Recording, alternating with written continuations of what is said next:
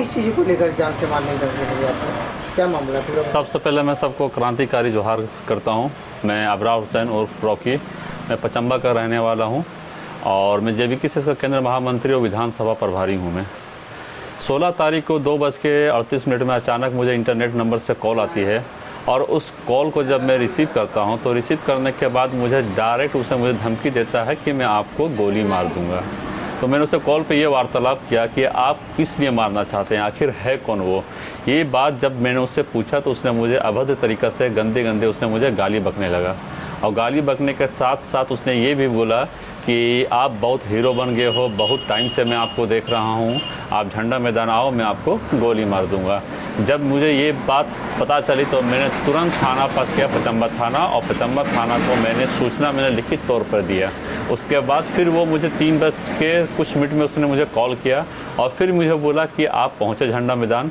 मैंने बोला मैंने नहीं पहुँचा हूँ, मैं पहुँच रहा हूँ। उसने बोला कि मैं फिर 3:15 में आपको कॉल करूंगा। फिर उसने मुझे 3:15 में फिर कॉल किया। उसने मुझे ये बोला कि मैं आज आपको घर वापस नहीं जाने दूंगा, मैं आपको आपको गोली मार दूंगा। और फिर से उसने गंदे तरीके से मुझे गाली बका और इसका मैंने वॉइस क्लिप मैंने रखा है। जो वॉइस क्लिप और मैं आवेदन में थाना पचम्बा थाना को मैंने दिया है, उसने मैंने सूचित किया। उसने मुझे आश्वासन दिया है कि आप धैर्य रखें, इस पर उचित कार्रवाई की जाएगी। पार्टी सुप्रीमो को बता दिया? जी, मैंने अपने पार्टी सुप्रीमो को मैंने बताया है, लगातार वो हमारे साथ वार्तालाप में है।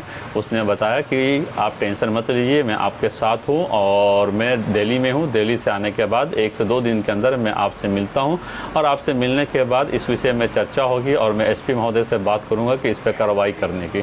तो आपको किसी के ऊपर शक है या फिर किसी से दुश्मनी? नहीं, मेरा तो इस तरह किसी से दुश्मनी नहीं है और मैं ऐसा जो वॉइस मैंने सुना वो वॉइस मैंने पहली बार मैंने सुना है। ऐसा वॉइस मैं इससे पहले नहीं सुना था मैंने।